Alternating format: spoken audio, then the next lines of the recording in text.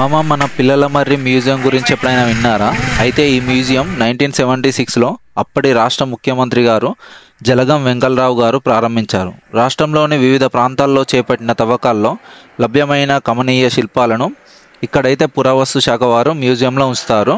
వివిధ పురాతన కాలాల్లో పరిణామం చెందిన మరియు దొరికిన వాటిని అన్నిటినీ ఇక్కడ పొందుపరుస్తారు. దాదాపుగా మనం చూసుకున్నట్లయితే 7వ శతాబ్దం నుండి 15వ శతాబ్దానికి చెందిన శిల్పాలు కూడా ఉన్నాయి ఇందులో. మనకు అలాగే చూసుకున్నట్లయితే 2000 సంవత్సరం కాలం నాటి మధ్య రాతి మరియు అప్పటి రౌతులు మరియు పనిముట్లు అలాంటివి అయితే ఇక్కడ ఉన్నాయి. అందులో చాళుక్యుల కాలం నుండి విజయనగర కాలం నాటి వరకు రూపొందించుకున్న అనేక శిల్పాలు ఉన్నాయి. ఒకవేళ అక్కడికి వెళ్ళలేని వారైతే ఈ వీడియోని షేర్ చేయండి మీ ఫ్రెండ్స్ అండ్ ఫ్యామిలీస్కి. అండ్ ఈ వీడియోలో అయితే మీరు చూడండి ఏ విధంగా మనకు పాత అయితే అప్పటి శిల్పాలు మరియు పరికరాలు ఉన్నాయో. And if you like this video please like, share and subscribe.